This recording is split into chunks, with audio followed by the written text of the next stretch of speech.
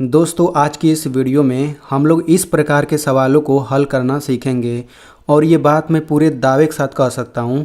जो लोग इस वीडियो को देखने के बाद भी नहीं समझ पाएंगे शायद वो कभी भी नहीं समझ पाएंगे, क्योंकि इस वीडियो में ऐसे सवालों को हल करने का सबसे सरल तरीका बताया गया है। आप सभी लोग एकदम आराम से समझ सकते हैं, चाहे आप कितने भी कमज़ोर क्यों ना हो। तो चलिए इस वीडियो को शुरू करते हैं। तो देखिए इस सवाल में आपको क्या करना है। यहाँ पे आपको एक चित्र दिया गया है, यहाँ पे एक समकोण त्रिभुज दिया गया है। इस भुजा की लंबाई 4 सेंटीमीटर है, इस भुजा की लंबाई 3 सेंटीमीटर, इस भुजा की लंबाई 5 सेंटीमीटर।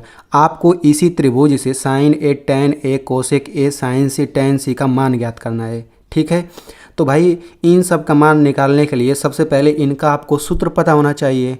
तो चलिए हम लोग सबसे पहले सूत्र को समझ लेते हैं। ठीक है, तो देखिए सूत्र क्या होता है। सूत्र होता है साइन ए बराबर लंब बटा कड़, कोस ए बराबर आधार बटे कड़, टैन ए बराबर लंब बटे आधार, कोट ए बराबर आधार बटे लंब, सेक ए बराबर कड़ बटे आधार और कोसेक ए बराबर कड़ बटे लंब। अब आपको ये जो 6 सूत्र दिख रहा है इसको मैं याद करने का अभी मैं ट्रिक बता देता हूँ, आपको ये सब आराम से याद हो जाएगा। ठीक है, तो यहाँ पे देखिए साइन है, sine cos tan cot sec cosec, यहाँ पे 6 चीज़ दिया गया है। इन्हीं छह चीज़ों को हम लोग त्रिकोणमितीय अनुपात बोलते हैं।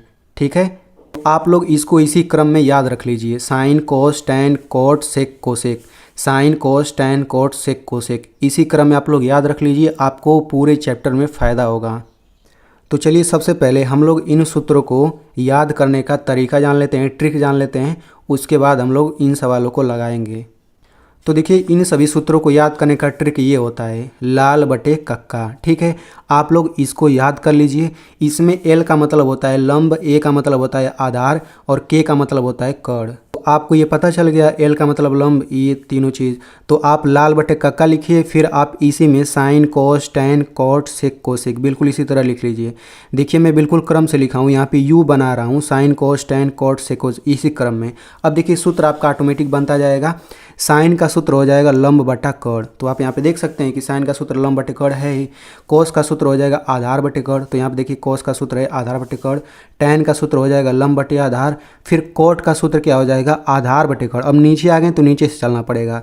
और सेक का सूत्र हो जाएगा कड़ बटे आधार, कोसेक का सूत्र हो जाएगा कड़ बटे लंब। तो यहाँ से आपको 6 सूत्र पूरा का पूरा याद हो जाएगा। अब इसमें आप लोग एक चीज़ समझ लीजिए, देखिए यहाँ पे साइन कोस इनके बाद जो यहाँ पे लिखा रहता है यहाँ पे वो कोड होता है। ठीक है, क्या होता है कोड होता है, यानी कि इनके बाद जो भी आएगा वो कोड आएगा, चाहे ए लिखा रहे, चाहे बी लिखा रहे, चाहे सी, चाहे डी, चाहे थीटा, कुछ भी लिखा रहे। तो आप हमेशा याद रखिए साइन के बाद यहाँ पे कुछ भी लिखा रहे, साइन का सूत्र हमेशा लंब बटे कड़ ही होगा। साइन ए का सूत्र भी लंब बटे कड़ ही होगा। साइन सी अगर यहाँ लिखा है तब भी यही सूत्र होगा। साइन थीटा का सूत्र यही होगा। उसी तरह से कोस के बाद यहाँ पे कुछ भी आ जाए हमेशा ही आधार बटे कड़ ही इसका सूत्र होगा। ऐसे ये बात 6 चीज़ों के लिए होता है। ठीक है, तो आपको ये 6 सूत्र पूरा याद हो गया होगा। तो आप देख सकते हैं इन सभी सूत्रों में लंब आधार कड़ लिखा हुआ है, तो हमें सबसे पहले जानना होगा कि लंब आधार कड़ होता क्या है। ठीक है, अब देखिए बहुत लोगों को लग रहा होगा कि मुझे पता है कि लंब आधार कड़ क्या होता है, लेकिन रियल में उन्हें नहीं पता। ठीक है ना, चलिए अभी इसको समझते हैं तब आपको समझ आ जाएगा। देखिए यहाँ पे ये त्रिभुज है, तो देखिए ये जो साइन टैन कोस इन सब का जो मान निकलता है ये केवल समकोण त्रिभुज से ही निकलता है। समकोण त्रिभुज किसे कहते हैं, ऐसा त्रिभुज जिसके अंदर एक कोण 90 अंश का हो उसे समकोण त्रिभुज कहेंगे। तो आप देख सकते हैं इस त्रिभुज में ये वाला कोण 90 अंश का है। ठीक है, तो ये समकोण त्रिभुज है। अब यहाँ पे समझिए इस 90 अंश के सामने वाली जो ये भुजा है इसको हम लोग कड़ बोलते हैं। ठीक है ना, यानी कि ये सबसे कड़ सबसे लंबी भुजा होती है। आप देख सकते हैं कि इन सबसे लंबा भुजा यही है, यानी कि 90 अंश के सामने वाला तो हमेशा कड़ होता है। अब देखिए और ये लंब होता है, ये आधार होता है। अब देखिए लंब इसको बोल रहे हैं, आधार इसको, हम लोग लंब इसको भी बोल सकते हैं, आधार इसको भी बोल सकते हैं। अब हमें कैसे पता चलेगा कि कब लंब ये है कब आधार ये है, तो देखिए कोण के हिसाब से होता है। अगर मैं आपसे पूछूं कि कोण ए, अब देखिए यहाँ पे ए लिखा है ना, तो ये कोण ए है। अगर मैं आपसे पूछूं कोण ए के हिसाब से लंब आधार कड़ कौन है, तो देखिए कोण ए के सामने जो भुजा रहेगा वो लंब होता है। अगर मैं कहूँ कोण सी के हिसाब से लंब कौन है, तो इसके सामने लंब ये हो जाएगा। यानी कि कोण ए के हिसाब से लंब कोण आधार अलग होगा, कोण सी के हिसाब से लंब कोण आधार अलग होगा। तो अगर मैं आपसे पूछना चाहूँ कोण ए के हिसाब से लंब आधार कोण कौन है, तो कोण ए के सामने ये है तो ये हमेशा लंब होगा। कोण के सामने वाला लंब हमेशा कहलाता है, तो ये लंब हो गया। और ये कोण तो सबसे बड़ी भुजा होती है, 90 अंश के सामने वाली होती है, तो ये कोण तो हमेशा रहेगा। तो ये लंब हो गया, ये कोण हो गया, ये आधार हो गया। ठीक है, तो इसी चीज़ को हम लोग यहाँ पे लिख लेते हैं ताकि हमें सवाल लगाने में आसानी हो। देखिए कोण ए के हिसाब से लंब क्या है, 4 है। देखिए इसके सामने लंब 4 हो गया, आधार 3 हो जाएगा, कोण 5। कोण सबसे बड़ा रहेगा, देखिए 4 3 से बड़ा ये 5 है। ठीक है, अगर मैं आपसे पूछूं कोण सी के हिसाब से लंब आधार कोण कौन है, तो लंब मतलब कोण सी के हिसाब से इसके सामने ये है तो ये लंब हो जाएगा। तो लंब देखिए 3 हो गया, आधार ये 4 हो जाएगा। कोण तो हमेशा सबसे बड़ा ही रहेगा, यानी कोण ए के हिसाब से लंब आधार कोण मैंने लिख लिया, कोण सी के हिसाब से ये तीनों मैंने लिख लिया। ठीक है, अब बहुत लोग सोचेंगे कोण बी के हिसाब से लंब आधार कोण कौन क्या होगा, तो भाई कोण बी 90 अंश का है। ठीक है, तो इसके हिसाब से लंब आधार कोण नहीं होता है।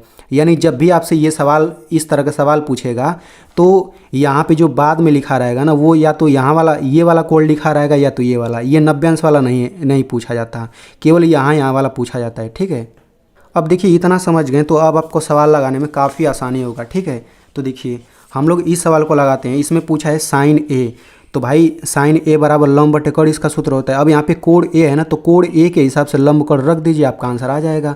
तो देखिए कोण ए के हिसाब से लंब क्या है 4, तो यहाँ पे 4 लिख देते हैं, बटा कोण क्या है, कोण ए के हिसाब से कोण 5 है तो ये 5 हो गया, यही आपका आंसर हो जाएगा। ठीक है, अब देखिए कोस ए का सूत्र होता है आधार बटे कोण, तो यहाँ पे कोण ए है ना, तो कोण ए के हिसाब से आधार कोण लिखिए, तो कोण ए के हिसाब से आधार 3 है, कोण 5 है, तो आधार की जगह 3 लिख दीजिए, बटा कोण की जगह 5, तो यही आपका आंसर हो जाएगा। ठीक है, अब tan ए बराबर लंब बटे आधार होता है, तो कोण ए के हिसाब से लंब आधार लिख लीजिए, तो कोण ए के हिसाब से लंब हो जाएगा 4, आधार हो जाएगा 3, तो ये हो जाएगा 4/3, यही आपका आंसर हो जाएगा।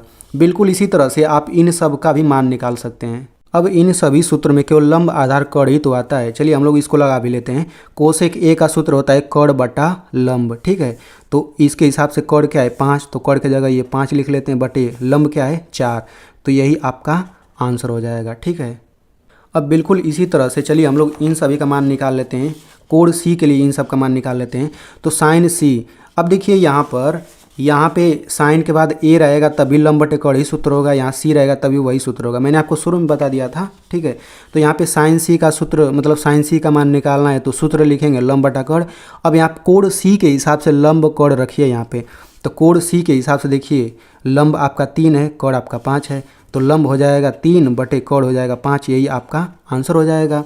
बिल्कुल इसी तरह से देखिए यहाँ पे कोण सी है, केवल सी है, तो सी के हिसाब से लंब आधार कोण रखते जाइए, आपका आंसर आता जाएगा।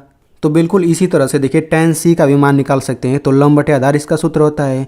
अब देखिए कोण सी है, तो कोण सी के हिसाब से लंब क्या हो जाएगा 3, आधार क्या हो जाएगा 4, तो ये आपका आंसर हो जाएगा। इसी तरह से आप इन सब का भी मान निकाल सकते हैं।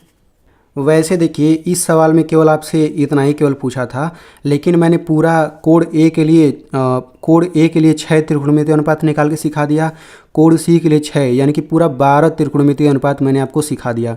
उससे ज़्यादा आपसे पूछ ही नहीं सकता भाई, केवल इसमें 5 पूछा है तो उतना ही निकाल दीजिए, लेकिन मैंने आपको 12 पूरा निकाल के सिखा दिया ताकि कोई भी पूछे तो आप लगा सकें। ठीक है, अब देखिए यहाँ पर एक सवाल और समझ लीजिए, उसके बाद मैं आपसे सवाल पूछूंगा तो आप लोग उसको ज़रूर लगाइए। अब देखिए इस सवाल में तीनों भुजा का लंबाई दिया था, जैसे इस भुजा का लंबाई 3 सेंटीमीटर दिया है, इस भुजा का लंबाई 4 सेंटीमीटर दिया है, इसका 5, लेकिन मान लेते हैं इसी सवाल में ये वाला लंबाई नहीं दिया रहता तो कैसे इसको लगाते हैं। मतलब सवाल यही है, चित्र ये है, बस इसमें ये वाला लंबाई नहीं दिया है और आपको साइन ए tan ए इन सब का मान निकालना है, तो क्या आप निकाल सकते हैं? नहीं निकाल पाएंगे। क्यों? क्योंकि इसके सूत्र में लंब बटा कोण होता है, तो भाई लंब की जगह ये रख देंगे, कोण पता ही नहीं तो कैसे रखेंगे। तो यहाँ पे एक महत्वपूर्ण चीज़ समझ लीजिए कि जब भी आपको समकोण त्रिभुज में 2 भुजा का लंबाई दिया रहता है तो आप इस तीसरे वाले को आप निकाल सकते हैं पाइथागोरस प्रमेय से। ठीक है, यानी कि ये वाला अगर ये लंबाई दिया है, ये तीसरा लंबाई नहीं दिया है, तो इसको हम निकाल सकते हैं पाइथागोरस प्रमेय से।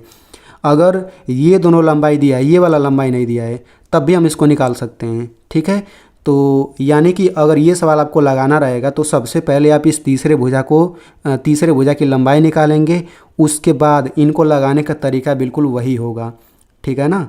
तो अगर आप तीसरे भुजा को निकालना सीखना चाहते हैं पाइथागोरस प्रमेय से, तो मैंने पूरा अच्छे से समझाया हुआ है, तो उस वीडियो का लिंक मैं यहाँ पे ऊपर दे दूँगा। अब मैं आपसे यहाँ पे सवाल पूछता हूँ, ठीक है। तो यहाँ पर देखिए ये एक समकोण त्रिभुज है और आपको tan A और sin C का मान बताना है निकाल करके। इसका आंसर कमेंट में ज़रूर लिखिए। और मैं आपसे एक रिक्वेस्ट करूंगा, अगर आपको ये वीडियो अच्छे से समझ आ गया है तो इस वीडियो को अपने दोस्तों में ज़रूर शेयर करिए, क्योंकि उन्हें भी अच्छे से समझ आ जाएगा। और मेरी मेहनत के लिए इस वीडियो को एक लाइक कर दीजिए।